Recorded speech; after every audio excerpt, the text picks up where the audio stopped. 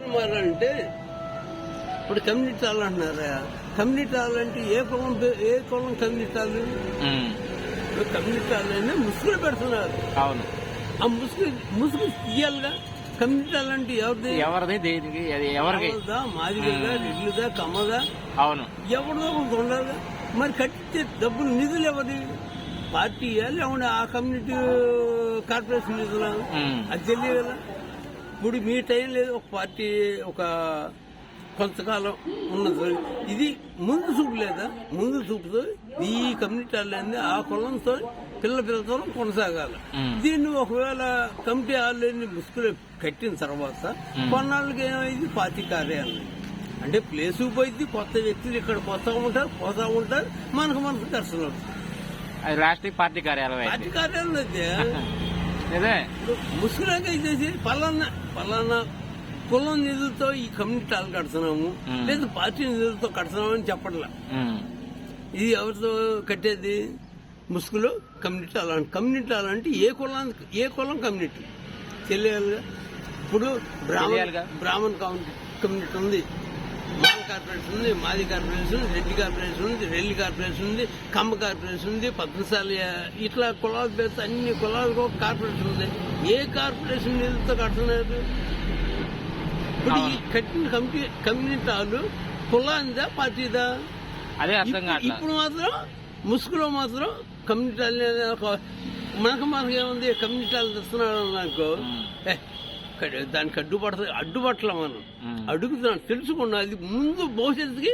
సరే ఇప్పుడు నువ్వు పార్టీలో ఉన్నావయ్యా, నీ పిల్లలు ఏ పార్టీలో ఉంటాడో తెలియదు, వాడి పిల్లలు ఏ పార్టీలో ఉంటాడో తెలియదు. కానీ కులం మారదుగా. నీదే మారదు, నీ పిల్లవాడిది మారదు, వాళ్ళ పిల్లవాడిది మారదు, మళ్ళీ వాళ్ళ పిల్లలు మారదు. అదే ఇది మాది కమ్యూనిటీ అంటే వాళ్ళ సంవత్సరం అయింది.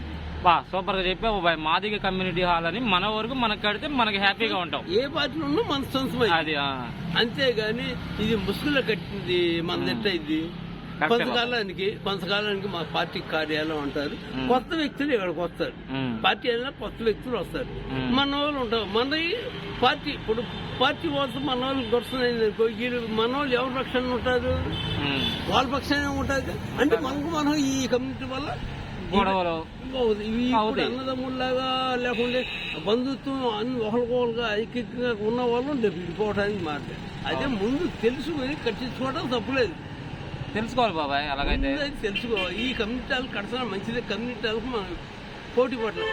దీంతో పాటు నివాసం ఉన్న స్థలాలు కూడా అక్కియాలి. మనం అడగల. ఒకసారి ఏం చేశాడు ఈయన అధికారం కోసం జగన్మోహన్ రెడ్డి గారు ₹1 రిజిస్ట్రేషన్ చేస్తున్నాడు. తర్వాత అది అయిపోయింది. అది అసలు పూర్తి పట్టింది. తర్వాత ఈయన లోకేష్ గారు ఏమన్నారు? మేము అధికారం లేకపోతే ఇది బీపారం భూమి, కొండ భూమి, కాళ్ళగట్టు భూమి అన్ని భూములు రికగ్నిషన్ చేస్తానన్నాడు. 2 సంవత్సరాల కల్లా అన్నారు. అవును, 2 సంవత్సరాలు రికగ్నిషన్ చేస్తారు. ఈ మాట ఎట్టుపోయింది. దీని గురించి అడిగే నాయకుడు మనలో ఉన్నాడా? లేడు. మనలో అడగదు. ఒకవేళ మాలంటో మేము చేసి మాకు సపోర్ట్ చేస్తారో చేయదు. ఎవరు చేస్తారు? ఇప్పుడు మనం ఉన్నవాడికి నీకు లేదు, నాకు లేదు, ఎవరికి లేదు భూమి మీద హక్కు. ఇది అందరి కోసం మనం అడిగా అనుకో. ఇలా పార్టీలుగా ఉంటాయి కానీ భూమి మీద హక్కు కావాలని అందరం కలం. నీకోసం, నా కోసం, అందరి కోసం. అంతే మరి, అందరి కోసమే. అదే నీకు భూమి మీద హక్కు ఏముందనుకో. మనకు ఉద్యోగాలు ఇవ్వాల్సిన అవసరంలా ఉచితంగా ఇప్పుడు ఉచితంగా సంక్షేమ పథకాలు అంటే ఎటువంటి అంటే నువ్వు పెయింట్ పని చేస్తున్నావు. నువ్వు పెయింట్ పని చేస్తా అని కాకుండా ఒక 10 రోజులు క్యాంప్ వచ్చింది. క్యాంప్కి వెళ్తావు. క్యాంప్కి వెళ్ళిన కాడ నీకు వేరే వాళ్ళతో సంబంధం ఏర్పడింది. అక్కడ ఆ అమ్మాయికి సంతానం ఉంటుంది. ఇక్కడ నీకు వివాహం అయింది, ఇక్కడ సంతానం ఉంది. మరి నువ్వు సంపాదించిన ఆస్తి ఎవరికి ఇస్తావు? ఫస్ట్ చేసిన ఇంకా నీకు అక్కడ ఉన్నావు కాబట్టి మోజు తీరలేదు కాబట్టి నువ్వు అక్కడేమిస్తావు? సంక్షేమం వరకే ఇస్తావు. అంతే. సంక్షేమం అంటే ఏంది? ఆ పూట వరకు. ఈ ప్రభుత్వాలు ఇచ్చే మన సంక్షేమ పథకాలు అంటే ఏంది? మనం అక్కడ సంస్థానం పెట్టలేమైనా. ఓకే బాబాయ్, సూపర్ బాబాయ్, సూపర్. మనం అక్షర సంస్థను పెట్టలేక ప్రభుత్వం చూసి మనకి భూమి మీద ఎక్కియాలి, భూ సంపద మీద ఎక్కియాలి, రాజ్యాలు ఎక్కియాలి. అది నిజమైన పరిపాలన. అంటే ఇలా రాజకీయ పార్టీలు ఉన్నాయి. పార్టీలలో తెలుగుదేశం పార్టీ వస్తే ఒక చంద్రబాబు గారి కుటుంబం. ఓకే బాబాయ్. వైసీపీ వస్తే జగన్మోహన్ రెడ్డి గారి కుటుంబం. ఓకే బాబాయ్. ఎందుకంటే కులాలను అంటే అదే మనకు ఉంది బ్రాహ్మణ, కోమటి, కమ్మ, వెలమ, రెడ్డి, కాపు, రాజు, నగర, సగల, తెనిస, గీత, పల్లికారు, కుమ్మరి, కమ్మరి, కంసల్, మంగళి, యాదవ్, రెల్లి, రజిక, వడిర, ఉప్పరి, ఇర్కుల, ఎనది, కోయ, చెంచు, బోయ, లంబాడి, ఆదివాసులు, బుడగదింగలు, మేదలు, డొక్కల, మాల, మాది ఇంకా సర్వ కులాలు ఉన్నాయా. ఈ కులాలు మొత్తం కూడా ఒక కుటుంబం కోసం ఇది అవుతున్నాయి, కులాలతో కాదు. అవును, ఒక కుటుంబం కోసం అంటే వాళ్ళేనా. ఇప్పుడు ఫస్ట్ ఈ పార్టీ స్థాపించింది ఎన్టీ రామారావు గారు. పార్టీ స్థాపించిన తర్వాత చంద్రబాబు గారి దగ్గరికి వచ్చింది. అంటే చంద్రబాబు గారు రాకుండా అప్పుడు చంద్రబాబు గారు ఎక్కడ ఉన్నారు? కాంగ్రెస్ పార్టీలో ఉన్నాడు.